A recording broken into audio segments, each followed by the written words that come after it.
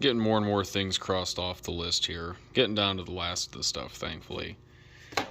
Recently just been taking care of annoying small maintenance things or plumbing. Thankfully all the plugs came out nice.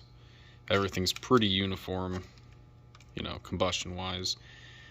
So that was not particularly a worry, but the belt drive's just about finished up now.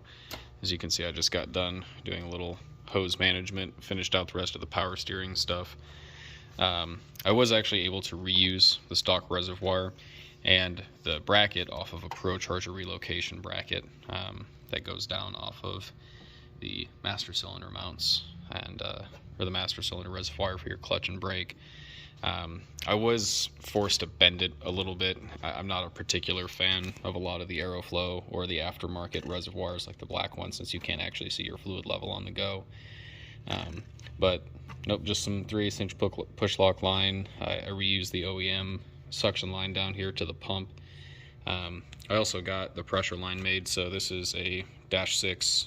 There's an adapter fitting off of the pump itself. It's a -6 into 150, and then an olive end over here to compress it. And it's just -6 into a crimped 45, -6 female onto the rack itself. I also finished out the last of the power steering cooler stuff, so I ended up tightening down these two mounts just a little bit more. I initially actually had my filter mounted right here with a very short intermediate hose right here, and then I realized I still need to put my AC dryer can back on, so this is actually one of the few things that's left original to the car, and it's never had any issues, so I'm just going to reuse that, and if that bites me in the ass, then it does. But everything is now mounted, reattached, all the lines are run. If you're going to use an OEM style GTO radiator, lower bushing, if you've trimmed it, then you might have issues. But if you haven't trimmed it, then a 3/8 inch line, which is what this is just medium thickness walled 3/8 inch push lock. It actually fits like a damn glove, if it would focus. It fits like a glove underneath the radiator and over here off of the radiator brackets.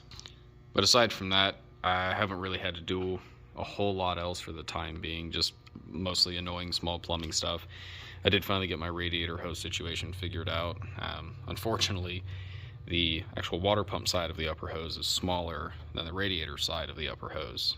So they merge, or they mesh between that dimension somewhere in the middle, apparently, since I swung my purse as hard as humanly possible, and that is all the further it would go over on the splice. Admittedly, silicone doesn't really like to stretch quite like rubber does. I mean, I tried boiling the hose, lubricating it. I even had our resident wannabe strongman at work try and do it. I told him I will buy you whatever creatine ungodly filled supplement you want, a jug of it, if you can get this hose. And he tried and he tried and he tried, and he swung his purse, and no success. So those are now just ramrodded down with a couple of these little Vibrant T-clamps. These are kind of nifty. Thankfully, Scram stocks those as well. But no, the belt drive is finished out. Next up for the car will be obviously getting my bash bar foam support made and getting the front bumper fitment somewhat dialed in, since I'm actually going to buy 2 brand new bumpers here shortly. But aside from that, the new plugs are in. I did have to repair the threads on the passenger side outer tie rod end, so found out about split dies. Those are fun, and thankfully they're much cheaper and much easier to do than an outer tie rod.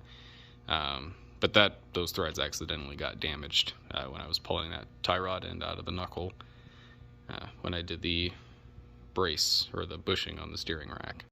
I also got the yearly deep cleaning done in the wheel wells.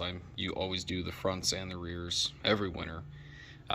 Also deep clean the front coilovers, and they are still looking beautiful. Love these. One other thing I noticed actually 2 years ago is that anybody that's looking to do V2 brakes, there are 2 things I will point you towards. One, these little Russell speed bleeders are a lifesaver, especially if you're going to try to bleed the brakes by yourself. They're cheap enough. You can get them on Summit, you can get them on Jags. But you will also need a 2004 length brake line. The 0506s are actually a little bit shorter, maybe 1.5 inches or 2 inches, and that's just enough to stop the line from having enough slack to seat into this little collet.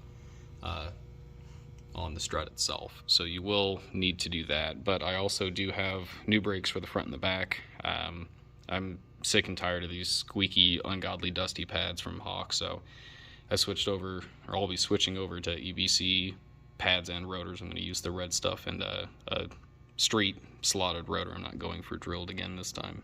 Aside from that, everything else has been going pretty smooth. I've got a couple more small things to prepare. I got to take the nuts off the old motor mounts and prep everything else, drop the K-member, or to drop the K-member, so I got to pull the rack, and I'll probably just yank this outer tie rod back out. Since I don't have the lines run from the power steering pump and the rest of the loop into the rack yet, that'll cut a step out of it and make it a little quicker drop in the rack, along with the K, just so we can get that oil pan out. But the AC drive kit should be here hopefully next week, and then there will be streetcar things back down here where they belong. Since I am not driving around car with black doors and black interior and a black steering wheel and a black dash in 95-degree Midwestern humidity, because I don't want to be sweating into a pool. But once the K-member is all finished up, the oil pan's in, the rest of the oil cooler plumbing is done on the pan side of it. I don't really have a whole lot left to do. I need to drop the rear subframe to align it after I install some control arm bushings in the back, since those are pretty much the only original bushings left.